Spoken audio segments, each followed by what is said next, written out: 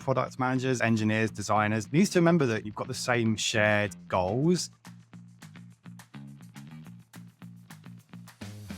A lot of engineers, they feel like they're on feature factory teams. They feel like they're just being told what to build, and you get into this feature factory loop. And it just seems like all the product manager wants to do is add features into product. You've got a product manager who is trying to get what they need to get done, but they don't understand the full details behind the implementation.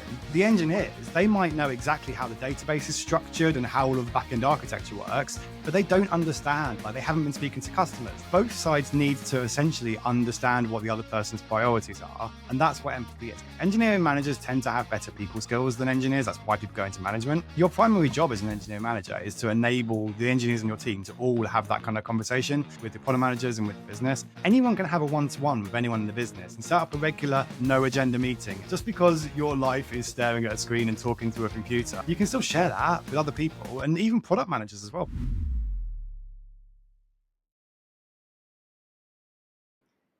Hi everyone, this is Kovid, back with the new episode of groCTO podcast.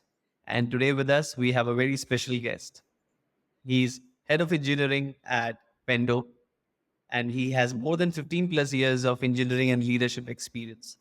Welcome to the show, James. Happy to have you here. Hi, Kovid. Thank you so much for having me on. I'm actually not head of engineering at Pendo. I am a director of engineering, and I run the Sheffield office here in the UK. So thank you for having me on. Oh, all right. My bad then. Okay. So I think today we are going to have a very interesting discussion with James. We're going to talk about the age-old tussle between the product and engineering. And James is an expert at handling those situations. So he's going to tell us what are the tactics and what are the frameworks he's using here. But before, James, we move on to that section, we would love to know a little bit more about you, maybe some of your hobbies, some of the life-defining events for you, who James is, basically. Please go on. Thanks, Kovid. Yeah, this sounds super nerdy, but my hobby has always been technology and software engineering. I first started doing software engineering when I was probably about 11 or 12 years old. I had a Scion Series 3 that my parents bought me from a boot fair. And I just learned how to program that. Like I'll just sit there for ages, typing these tiny little keys. And my hobby has been like using software and coding to actually solve problems in the real world and build products. And that's kind of led me towards web development and SaaS products. And that's ultimately what we do at Pendo, is help people build better products. So yeah, that's a pretty boring answer to your question about my hobbies. I do also like play music and things. I played guitar in a band for a long time. So that's the only non-techie hobby I guess I have. No, that's great. Thank you for that sweet small intro about yourself. Anything that that entices you from your childhood or from your maybe teenage that has defined you a lot? I mean, this is something that I usually ask a lot of people, but from there we will get to know a lot more about our guests. So if you don't mind, can you just share some of that experience from your past that defines you today? Yeah, I think the biggest defining moment that a lot of people go through is when they first leave home for the first time and they don't have a direction. Because I didn't have much of a direction when I was like 18 years old and I left home. I did the wrong degree. I did a degree in control systems engineering and I ended up doing software. So it took me a while to get into web development because of doing the wrong degree. And that's just because I had no real direction. I was just sort of fluttering in the wind and just doing whatever. But through that process of just giving yourself a bit of freedom and going out and into the world and doing whatever you want, you really learn about yourself and you learn about other people. And I think that's when I went from being obsessed with computers to being obsessed with people and the way that people interact with each other. And, you know, like I met the people from all different walks of life, and you notice the similarities between anybody from all across the world. But you also notice the differences, and you can notice how you can celebrate those differences. And so I think like having that moment of moving away from home and like living by yourself and stuff like that really opens your eyes up to like who you want to be and where you want your place in the world to be. So I'm sorry if that's a little bit esoteric, but it's, yeah, there was no like one defining moment really. It was just one of those. And then like being in a band goes in with that, because I always wanted to be a rock star. Never really worked out, but this idea of you can just get some friends, get together, get a van and just like go touring and play music across the country. That's really cool. And that's really cool when you're in your sort of early 20s and you just want that freedom. And that goes hand in hand with meeting people from all over the place. So yeah, like, I'm obsessed with people. I'm obsessed with like human interactions and the way people like carry themselves and interact with each other and what they care about and how we can all align that together. So yeah. Yeah, that's really interesting now. I mean, the kind of role you are into, where you are into leadership, you are leading teams, you're director of engineering, and this aspect of being aware of different aspects of different people and culture makes you more comfortable when you are leading people. You bring more empathy, you bring more understanding to their situations, and I'm sure that has come from there, and it is definitely growing as you are moving into your career. So Yeah. great, James. I think this was really really interesting. Let's move on to our main section. I think everyone is waiting to hear about that. So this has been an age-old tussle, as I said. The engineers have never liked the product managers. I'm not generalizing it, but just saying. So please don't take it wrong. But yeah, usually the engineers are not very comfortable in those discussions, and this has been an age-old tussle. We all know about it. When we talk about product and engineering teams, I personally never think these two as two separate teams. Like it never works like that.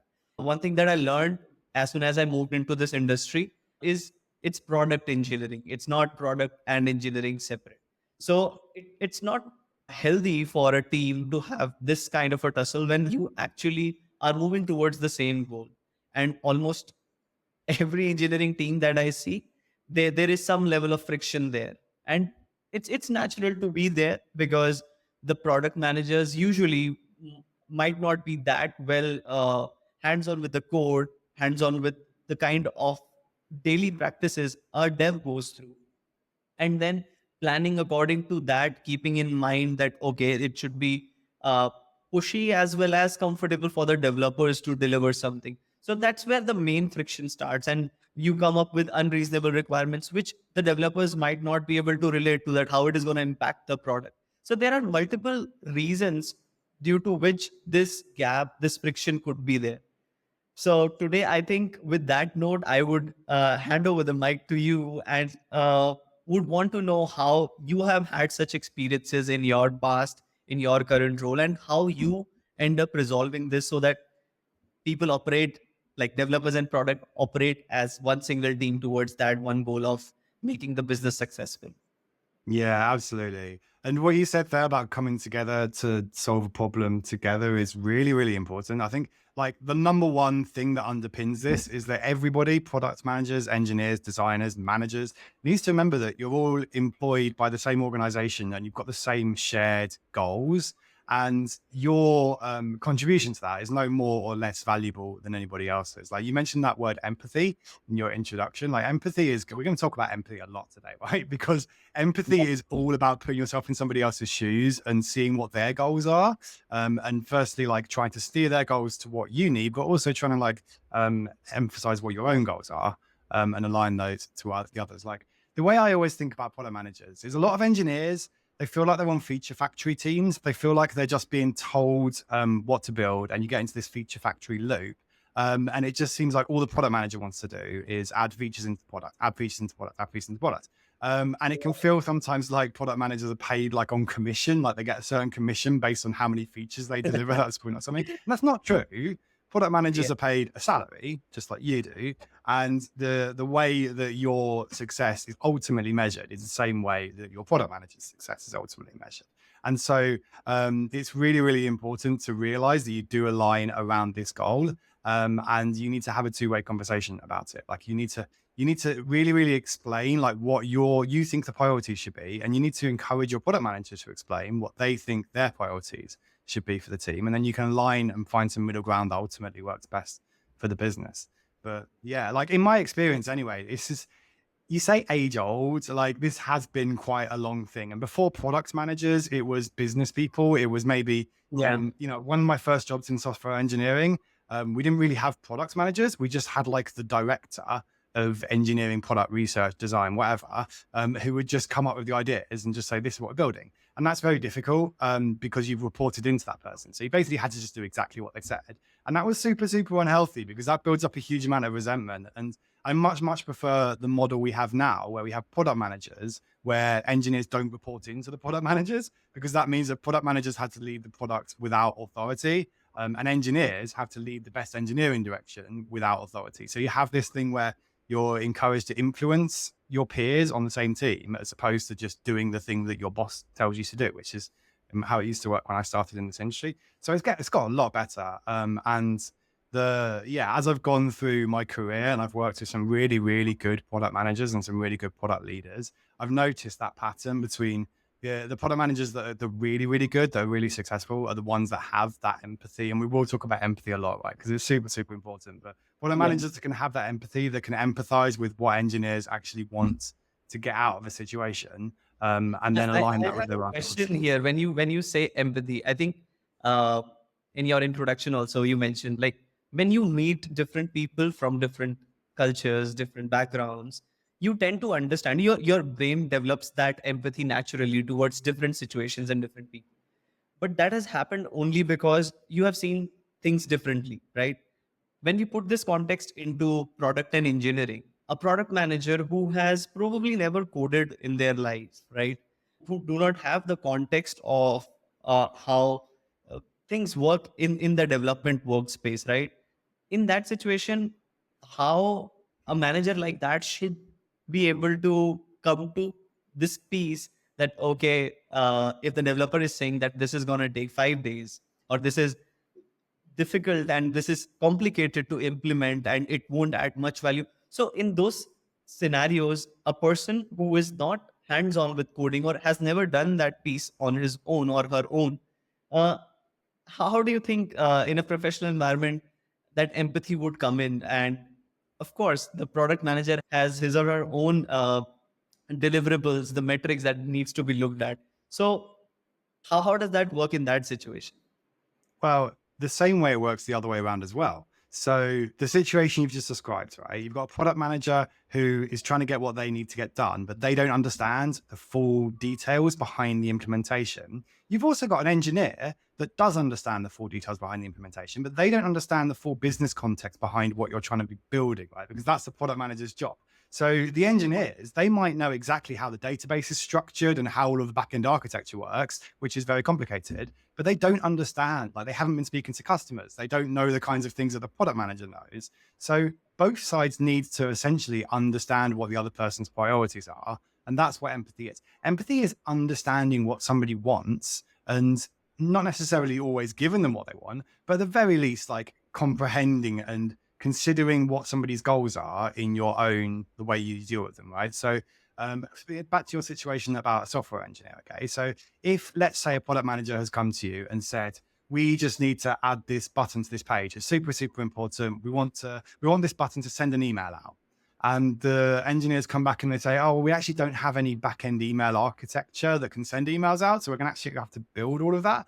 The product manager can go, well, what's so difficult about that? Just put a button there and send an email out. And the engineers are kind of caught in this rock where they're in a hard place where they're sort of saying, well, there's a lot of work there. Like, that's weeks and weeks and weeks of work. But how do I go to the business and say that it's a lot of work? And so the solution is to really, really explain and break down to your product manager why this is more work than they realize. And the product manager's job is to turn around to you and explain why we really, really need this. So you both need to align and you both need to understand. Product managers need to understand that some stuff is complicated. And the only way they're going to understand it is complicated is if you just explain it to them, right? Like, there's no secrets in software engineering. If you spend an hour sitting down and explaining to a product manager how your backend is architected and how your databases all fit together and, what email service we're using and what the limitations are of that email service, and then they'll understand it. It'll take you an hour to explain that. And equally, your product manager can sit down with you and they can show you the customer calls where people are really, really wanting this feature, right? And they can educate you on why we really need this feature. And then ultimately you'll come together where you understand why your product manager is pushing for this so hard. And your product manager will understand why you're pushing back against this so hard. And you'll find a solution that makes everybody happy in the end. But you do need to listen. You need to listen to the other person's goals and what they want to get out of it. And that's the empathy side. Essentially, it's respecting somebody's motives. It's respecting somebody's like what they've been given, their mandate that they've been given for a certain situation. Right. I think this is one scenario where I definitely see putting in effort in explaining the other person what it really means, what it stands for. Obviously, anyone cannot be so inconsiderate about the other person when they're working together. So maybe in one or two situations like this, let's say I'm a product manager where I have to explain things to the developer. And if I do that for, let's say, two or three such instances, from the fourth or fifth time, automatically that level of trust is built, and you are in a position to maybe not even explain a lot of times. You get that synchronization in place where teams are working well with you. And on that note, I really feel that people who are joining in large size teams, like a product manager joining in or a developer joining in, usually in large size teams, we have started to see this pattern of having engineering managers also, right?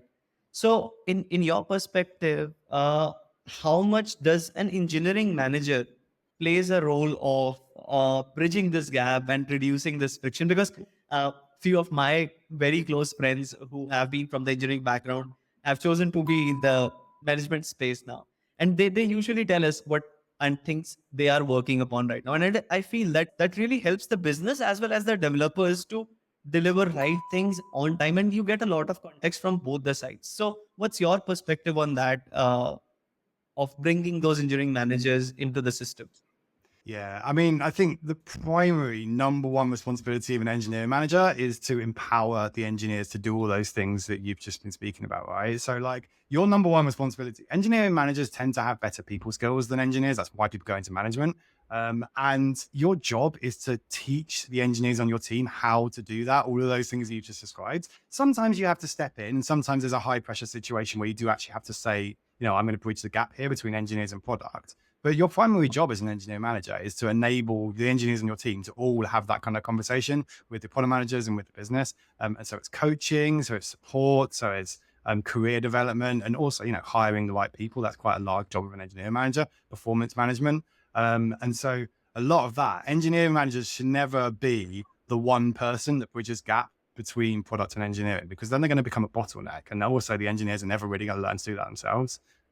So yeah, that's always been, and I learned from some really good engineering managers or software development managers about this, about like, empowering the people that you've put in charge. Engineering managers aren't in their position because they're necessarily better at everything than the engineers. They're usually better at one or two things, but they're not as good at things like technical architecture. So as an engineering manager myself, I would never overrule an IC's opinion on a software architecture, because that's not my job. My job is not there. I might have been doing software for years and years and years, and I understand how systems are architected and how databases work and stuff, but I'm also employing people that are better at that than me, and that's the point. And so I would never overrule them, and I would never overrule how they collaborate with their product manager, but I would guide and coach them towards being able to do that. And so that's a case of speaking to engineers, speaking to product managers, trying to find out if they're talking past each other, trying to find out, where the disconnect is, and then trying to solve that between two groups of people. So I think the answer to your question is, like, the main role of an engineering manager is to become a force multiplier on their team, essentially, and to enable everybody to do that. Yeah, you can't have engineering managers that are just there to fix the gap. Like, it's Right. not going to work. It's just not scalable. That's not a good thing. No, I totally understand that. So when we are talking about bringing this level of comfort where people are working together, talking about your experience in your teams, there must have been such scenarios, and you must have like put in some thoughts at the time of orientation, at the time of onboarding the team members, that how they should be working to ensure that things work as a team.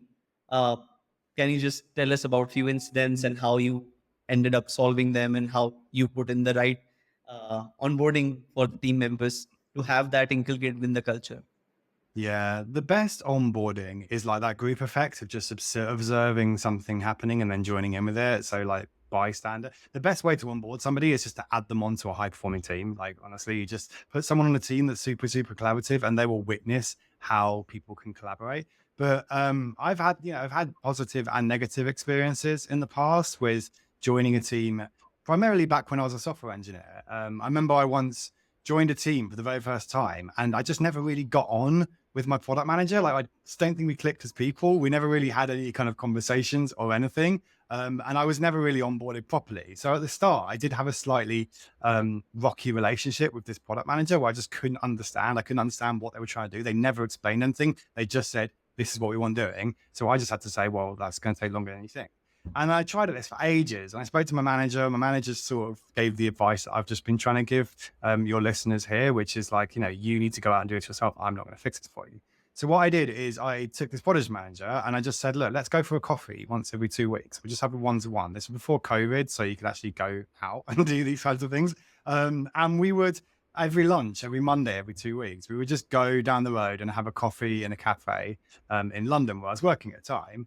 And I just got to know them as a person. And I really, really got to understand that, like, this is a person that is under a lot of pressure in their job and they're very, very stressed out, and they take that sometimes out on their team. It's not necessarily their fault, but that is the way that they deal with things. And if I can just be have a little bit of sympathy to that sort of situation they're put in, then I can work out what's going on behind that. And I would ask them about like what they want to do, what their career aspirations, what do they want to be one day, where do they want to work, and this sort of stuff.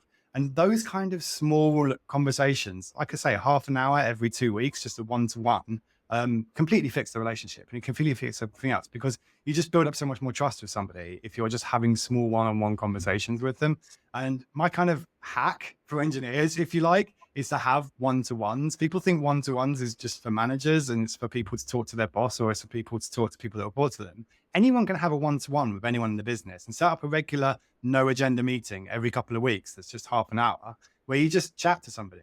And that is a super, super valuable way of building up rapport with people that will pay off dividends in the future. Like half an hour invested between a senior engineer and their product manager, half an hour every couple of weeks will pay off dividends in the future when you meet a conflict and you realize that, oh, actually, I know this person really quite well now because we have coffee every 2 weeks, every Monday, right? And so you don't need to be somebody's manager. You don't really need a massive reason to have a one-to-one with somebody. Just put it in the calendar, chat to them and say, look, I really like us to work more effectively together. Let's have half an hour every Monday. I'll buy you a croissant or something down the road, whatever it is you want to do. And then just ask them about their life, ask them about their career goals, ask them about like what kind of challenges they're facing. And before you know it, you'll be helping each other out. You'll be desperate to help each other out because that is human nature. Totally. We like helping each other. So yeah. I think I would like to, just because I've been working with a lot of engineers and engineering managers these days, what I have really felt is that throughout their initial years of career, they have been talking with the computer, right?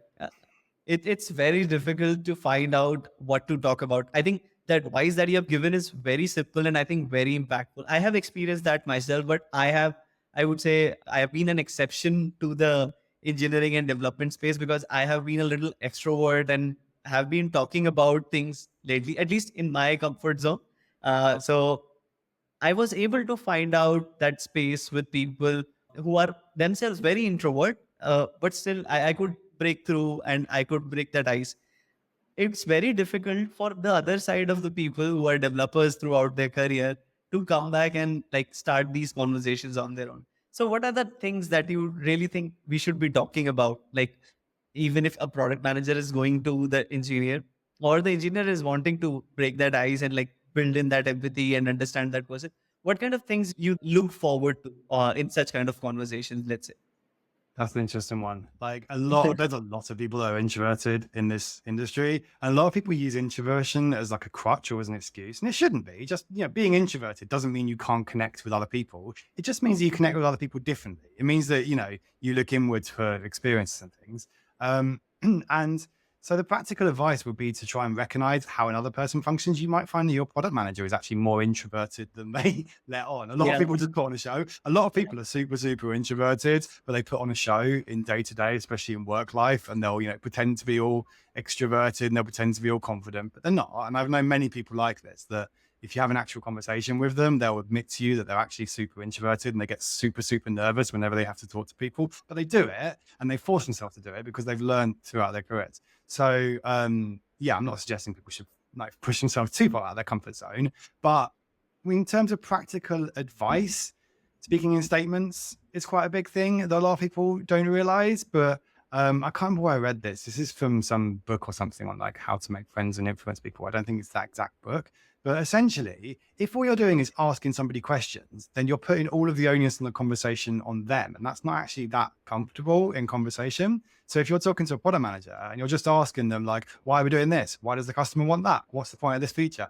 That's actually not, that's not a nice thing to do because you're making them lead everything. What you really want Right. to do is just talk in statements. You just want to say, hey, like, I'm just building this. It's really cool. We've got connectivity going on between this WebSocket and this backend database. There you go. That's a thing.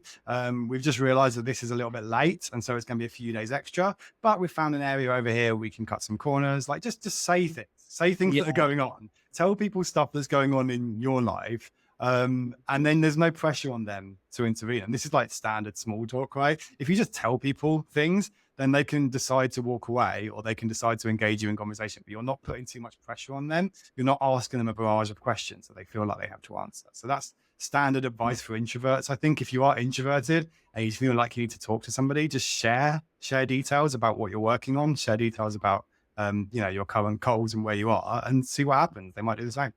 You might learn something. Yeah, sure. I think everyone actually wants to do that, but it's just that there has to be an initiation from one side. And if it's more relevant and feels like coming very naturally to build that bond, I think this would really, really work out.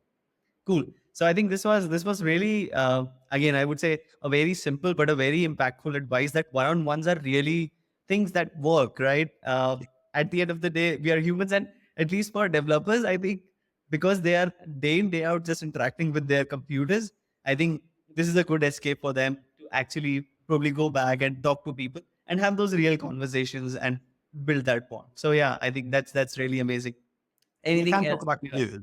Let's just make Sorry. that point, right? You can talk about computers. Like, if you're really into software, like this is why gaming, I'm not really a gamer, but I know a lot of people connect over gaming. A lot of people bond over gaming because that's something that you get into as like an introspective thing. And then you find out that somebody else is also into it. You're into the same game and you can connect over that. And it turns something that was a really insular, inward looking experience into like a shared group sociable thing, right? So like, yeah, I mean, in many ways, I'm quite jealous of people that are into gaming because it does have that social aspect. So yeah, talk about computers. Like just because your life is staring at a screen and talking to a computer, you can still share that with other people and even product managers as well. Product managers in tech companies are super, super technical. They might not be able to code, but they definitely know how computers work and they definitely know how systems work. They're designing these things. So talk to them about it. Talk to them about, the latest Microsoft Windows version that can spy on your history of AI. Like talk to your product manager about that. They will have opinions on this sort of stuff. And so, yeah, sorry to cut you off, but like honestly, just because you're into computers and you're into coding, like that can be a way to connect with people. It doesn't have to be Right. a way Right. to stay isolated. Definitely. Definitely.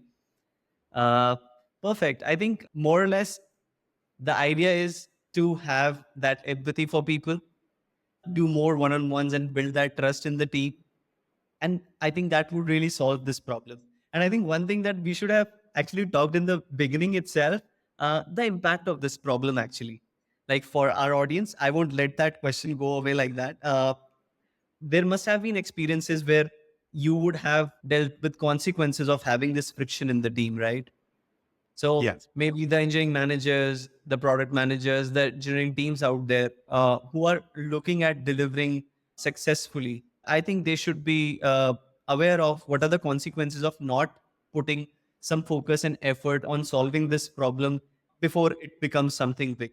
So any of your experiences that could highlight the impact of this problem in the teams, I think that would be appreciated. Oh, If you could share absolutely. I something. mean, like pretty much all systems out there that are absolutely laden with tech debt and every product is late is the result of this. It's the result of breakdown between what the business needs or what the product owner needs and what the engineers are building. And I've worked on many, many systems that have been massively over engineered because the engineers were given too much free reign. And so it was, not much tech debt, but really, really, really overcomplicated and Yeah. took forever to deliver any value to any customers. And I've also worked on systems that were massively under engineered and they fall down and they break and there's bugs all the time. And that's because the engineers weren't given enough reign to do things properly. So you need to find that middle ground. And yeah, like honestly, I've seen so many situations where the breakdown in conversation between product managers and engineers has just led to runaway bugs, runaway tech debt, runaway like people leaving their jobs. I've seen that happen before as well. Yeah.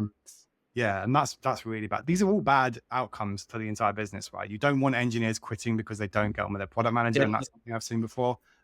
You don't want a huge amount of tech debt piling up because engineers are too scared to put their hands up and say, "Look, we're accruing tech debt here. This approach isn't working." So they're too scared to do that, so they just do the feature factory thing, and they ultimately build up loads of tech debt, and then a huge bug is released. Don't want that.